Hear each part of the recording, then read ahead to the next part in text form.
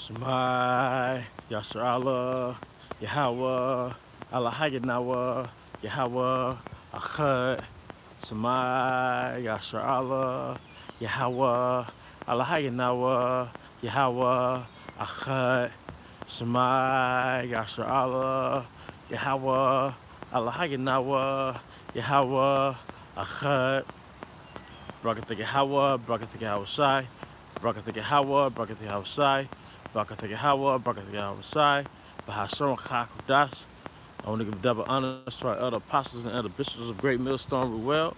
Peace and blessings, health and wellness to the house of David the elect. Shalom, Wa Barakim. All right, peace and blessings. All right, to the hopefully elect. All right, to the house of David. All right, I'm Zahab, Spirit Wind Judah. All right, out here in the elements.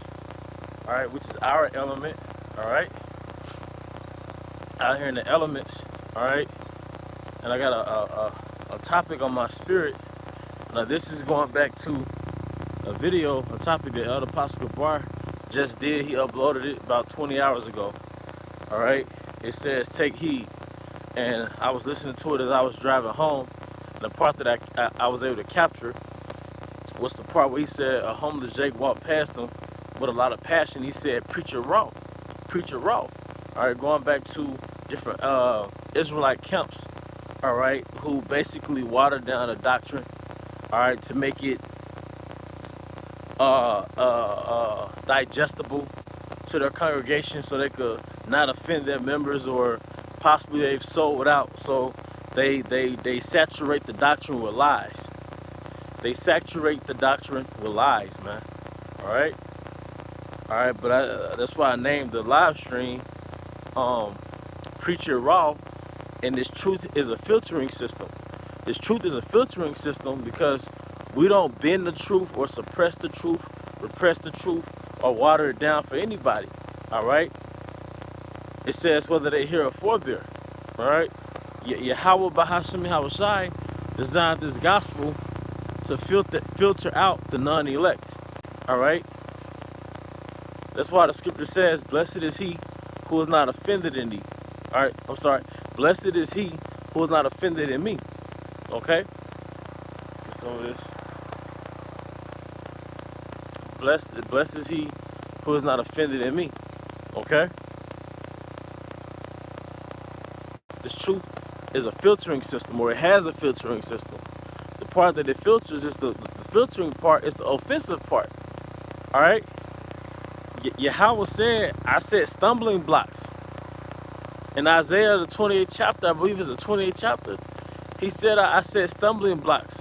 Part of the stumbling blocks was the structuring of the scriptures. All right, here a little, there a little, so they could fall back and be snared, man. All right? But another one of the stumbling blocks is the RAPE doctrine. All right? The other stumbling block is the age of consent doctrine. All right? The other stumbling block is the MOTB doctrine. All right? And I'm thinking about this at work, right? So I'm like, they go and tell other people that we're pedos. They go and tell other people that we believe the MOTB is the RFID, right? And they go and tell, but who are they telling? Like when it comes to the age of consent, all right? What I mean by that is, it tells you that 2/3 of our people are not gonna get it anyway.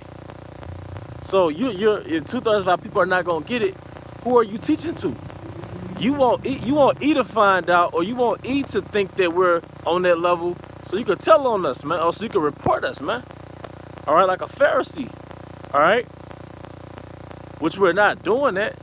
But the whole thing is, y'all are sellouts, because you giving pearls to swine. You're only saying things to people because you know how they will react to it. But you're only really telling it to 2/3 of our people, because you know how they will react. This message is for the hopeful elect. And I hope that wasn't too confusing, like, as far as getting my point across, man. But you're telling a group of people these things that, scripturally speaking, they're not gonna get it anyway. Like, who are you making the effort to propagate this thing of this slander to who is your message meant to be aimed at, man? If 2/3 of our people are not gonna get it anyway. All right, but the point is, let me get back to the point. The point is, we have to preach it raw. We're not here to water down the doctrine. We're not here to not say certain things because certain people walked up to the camp. I mean, you gotta be wise as a serpent, of course. But if somebody is offended, then it wasn't meant for them. And that's something that I would use in my mind when I'm at camp. All right? Isaiah 9:16 is from the brother via Spirit 144. For the leaders of this people cause them to err, and they that are led of them are destroyed. So you take social conditioning and you use it to deceive our people. What do I mean by that? The age of consent is just a social construct. At one point in time, I want to say in the 20th century. In the 20th century, the age of consent, or in the 20th century, the age of consent in America, all right, it's like 14. But because Esau changed it, now, hey, they said you could mess with a 14-year-old. But if Esau never changed it, it would have never been an issue. Showing you who your real God is, man. Showing you fear who you really fear, all right? And it also shows that you're a people pleaser because you play into the minds of our people based on how they've been conditioned in America. Are we saying you should go out and do it? Hell no, we're not saying you should go out. Don't be a dummy and go out there and do it. Because you got low-level niggas that's not in these camps, but they'll cherry-pick the doctrine and go out and do some stupid shit. And they always got some dreadlocks. You know, he'll be a nigga that find out here Israelite on a keyboard, on a computer. All right, get about 3 to 5 wives, try to pull out some polygamy bullshit, you know, and then end up on child support looking stupid, man. Not saying polygamy is bullshit, but you still don't say be a broke dude. He drive trucks, you know, can't afford 5 wives, but he got them dreadlocks. We're not doing that, man. All right, but the point was made that, and it's something called historical context. I think it's called historical context, meaning, all right, you have to understand the social constructs at that time. Things that's unlawful here, it was lawful 100 years ago. How much more 2,000-3,000 years ago? All right, a lot of y'all grandmas got knocked up by y'all granddad when she was 13, 14, 15. And if you don't believe me, ask your grandma. Ask your mama how old your grandma was when she got pregnant. Especially your great grandma. That was going off instinct. So grandma was getting knocked up at 14, 15, 13. Papa might have been 17, 18, 19. Maybe Papa might have been in his 20s. Because he was going off his Hebrew, his natural instincts. Oh, that fruit is ready to be plucked. Now, I'm not doing this whole live stream based on that, but it's something called historical. A lot of people stumble at history because in their imaginations, they lack vision. So they think the way it was 3,000 years ago was the American version of being an Israelite. Nah, man, that's why it says this man, he wanted to change the laws of times. Yep, I know it because my grandma on my daddy's side got pregnant at 13, man. Well, she's back with the Most High. I didn't really know her like that, but I knew that part, you know? What this lady told me on my job a few years back, she said that, now this was a lady in her 50s, right? She said her granddad got her grandma pregnant when they were both 15. And their grandparents said, that's your wife now. And they've been together since they were 15. And they're the grandparents of a woman at my job that's in her 50s. So it had to have been 1940s, roughly. 1950s, roughly. Maybe like I said, 1940s. Yeah, they were both 15 when they became parents. And their grandparents were like, nah, that's your wife now. You got her pregnant, that's your wife. We ain't need no fucking welfare system. You got her pregnant, that's your wife now. And now they're the grandparents of the lady that work at my job. It's like 50, man. It's possible. That's called a system. That's how we did it in the ancient world. That's your wife now. That means she gonna have financial security. That means you finna work to take care of this woman. That's how that worked. All right? But the thing that vexed me, the thing that rubs me the wrong way per se, is that you really can't get past this system. The Most High really blinded your minds that you really can't get past this system. And you really can't get past a woman. I realize you can't get, you say certain things to cater to so-called black women, which are Israelite women, but you cater to the minds of a westernized black woman. You do certain things, you say certain things, you different Israelite camps. You water it down to get those, it's just like a Christian preacher. They build a whole doctrine around women because women bring money. Women don't mind paying them tights.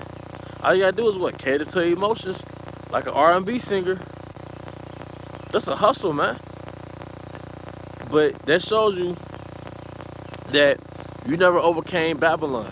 Because in Babylon, you got to overcome Esau. You got to overcome Eve. You got to overcome the enchantment they have on them. All right? You got to get past answering to them. You got to get past that matriarch. You got to get past that Edomite supremacy, man. You got to get past his laws and his ways. And they'll point the finger at us. See, look, they said you could do this. They said you could do that. What about this alphabet stuff where they're green lighting pedophilia, man? What about two women being together, you see? They're going harder on us. Look, the world is getting weirder and weirder by the minute. But these people, you lack historical context. And through the spirit of power, Yahweh Shema Shai, we give real historical context, meaning we tell you how it is through the scripture, how it was at that time. Because believe it or not, that was normal. Mary was speculated to be, Mary, the mother of Yahushua, was speculated to be about 14 years old when she got pregnant, man. It's not that complicated. Are we saying, no, but the scriptures also say, obey every ordinance of man. So what does that mean? Whatever the age of consent is, you consent to that. Don't y'all have my video playing in court. Yeah, see, he one of them Hebrew Israelites, and that's where I got it from. Nah, whatever the age of consent, you consent to that. And if you 30-something, you ain't got no business messing with, you know, you should go a little upper, you know? You know, you're in 30s. She fresh out of high school, you know what I mean? Nonetheless, it's actually something called common sense or good sense, you know? But it's all about historical context. But a lot of you camp leaders, man, you stumble over that history, man. All right, Abraham was about to off his son, man. Can you picture that? Abraham, Father Abraham, the patriarch, being on the local news, man, with that big beard. A local man attempted to offer his son up as an offering. Police authorities say that he was commanded by God, all right, to sacrifice. Like you went the way we did it in the ancient world, man. It was in the scriptures. If you did it now, a lot of these camps, you'll call the police on them, man. You stone your gay nephew to death cause he gay. But guess what? That's normal.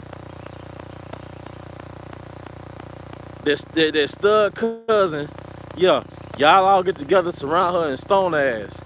All right, that's what we did in the ancient world, man. You will stumble over that. All right, you can't get past that, man. You know, you lack historical context. You see, Eve. That's why a lot of Israelite sisters, especially who are independent and they got their own path and their own walk, they're self-absorbed, man. I wouldn't want to get with them, even if I feel like that she attractive. It's like, damn, she probably gonna feel like she gonna try to run this shit, man. Like they claim they'll be Israelite, but they act like that the Lord personally dealing with them and speaking to them, and I'm like, damn, where your husband in all this? Because if you're really an Israelite, in the context of being an Israelite sister, the Most High dealing with your husband. Now, even if he's dealing with you and your husband is a non-believer, you still got to submit to your husband, showing your obeisance to the Most High. If you really a woman of the Most High, so to speak, you wouldn't have this self-absorbed mindset like the Lord is dealing with you as an individual and you're walking. Nah, you'll put yourself in the family structure. You see, a lot of women who claim to be Israelites all over the world, all over America, y'all are basically Keisha. Y'all want that leadership role so bad. Y'all want that leadership role so bad because y'all lack historical context. Do you know how a woman was 1950s on back? And I'm not here to bash women. I'm at the woman. I'm talking to my woman like I'm Mr. from Color Purple and she's Celie. I don't act like that. I'm cool. But y'all women who claim to have the knowledge and y'all claim to be Israelites, why y'all want testicles so bad? Because from the 1950s, going back to the time of Adam, a woman was submissive. She didn't have her own reality. She didn't have her own world, her own reality. All right? A woman existed in a man's reality. It's just facts. I'm not here because I'm angry or I just got the fight with my rib. Now I'm doing a video to vent about women. Nah, man. It's just facts. Y'all stumble at history. Y'all stumble at the scriptures. The reason why we didn't get saved yet, as soon as we found out we're Israelites, because Yahweh Shai had to recondition us. We got to get de-Babylonianized. It don't happen overnight. To get Neo out of the Matrix, that didn't happen overnight, man. To decondition you, to de-Americanize you, that don't happen overnight, man. The water for the scriptures. 1 Timothy 2:11. Let the woman learn in silence with all subjection. But I suffer not a woman to teach, nor to usurp authority over the man, but to be in silence. But you playing tug-of-war with power with your woman who's supposed to be in her knowledge. Why she so fucking assertive? Why she so fucking outspoken? But then they wanna bug you about a breakdown. Who's supposed to be in her knowledge? No, just clean the stove off. No, make sure the kids got their clothes for tomorrow. That's it. Make sure the little ones got their clothes ready for tomorrow. I guess I'm not making an effort to be Mr. Off Color Purple and you see, you know how they finna make another color purple. They finna bring back another color purple. All these superhero Eve movies, they finna make another color purple, man. All right, but like I said, it's rooted in the same thing. Everything I'm saying is rooted. You lack knowledge of the scriptures, or you as a leader, you purposely use partiality in the scriptures because you don't want to offend your members. Because if you keep it raw, you're not going to have a lot of members. As it says in Ezekiel, I will be to them as a little sanctuary in the countries where I send them, also known as camps. These camps that you see are little sanctuaries. They're little altars. And we're offering up the praises of Yahweh Shema Shai. We're offering up ourselves as sacrifices, man. Order is in the scriptures. Order is more important than vibes. You know how you meet a woman, we got good vibes? Or she going off her zodiac sign on how to orient herself in life? Nah, you go off the order of the scriptures on how to orient yourself. It's easy. Order is simple. Order is one of the components of Yahweh is order. One of the key components of the creation of Yahweh is order. The West It hates order. The West hates order. And it's that simple. The reason why, and the opposite of order is disorder. Because the West is at a vibration of a child. The people who are ruling this society, their sons, their babes, their kids. Kids hate order. All right? Let me get the water, brother. Ezekiel 11:16. Therefore say, thus saith Yahweh power. Although I have cast them far off among the heathen, which is America, amongst these Edomites and these heathen in other countries, and although I have scattered them among the countries, yet will I be to them as a little sanctuary in the countries where they shall come. The water, that's beautiful. That's these GMS camps with little sanctuaries. Broad is the way that leads to destruction. You see? Order kills all this shit, man. All this confusion. Order. That's why the scripture says, submit yourself to the Most High. I think it's in James. Submit yourself. So yeah, a woman, a sister that's in this truth, your husband might tell you to do certain things, and because you're used to your independence, because you may be used to a matriarch, it might irk your spirit. If he is kind of dominant, but then you might instantly have that negative reaction, but you just put that in subjection and you just go with it because it's order. But we all have an inner negative reaction to certain things in this truth because we've been Babylonianized. And that's part of the reality of coming back to our nationality. All right? Isaiah 3:12, as for my people, children are their oppressors and women rule over them. This damn matriarch, this single mother haven in the nigger community, in the African American community. No, I'm just in the Israelite community, in the Hebrew neighborhoods. All right, it's a matriarch. It's a single mother epidemic, and the outcome is wild sons and promiscuous daughters, and that's just facts. All right, wild sons, they end up getting shot somewhere between their teens and their 20s, and promiscuous daughters that just have babies, Oh my people, they which lead thee cause thee to err and destroy the way of thy paths. And what's our paths? No, what's the way of our paths? The 613, the 613, law, statutes, and commandments. The wisdom of those elder men.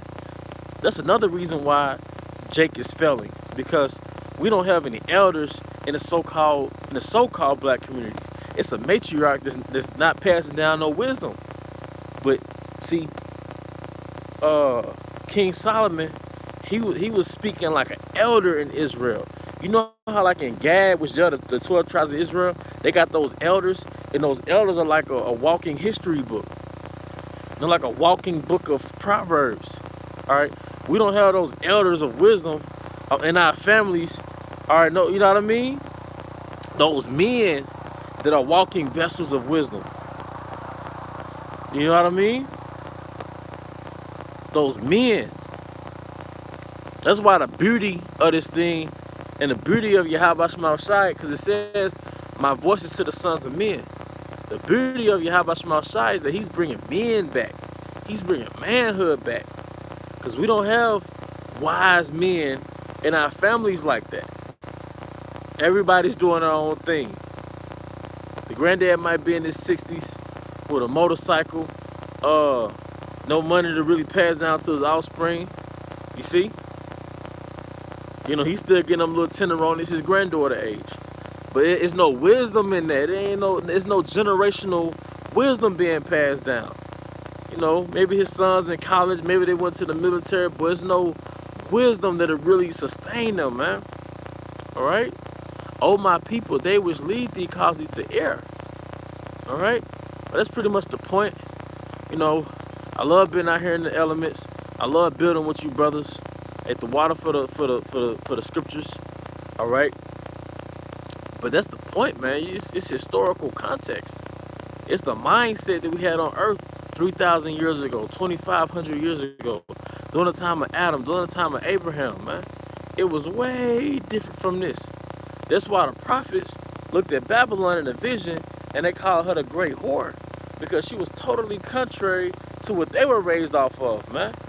Whether it was John the Revelator, all right, whether it was Jeremiah, they saw the mindset here, and it was like, whoa, this shit is twisted.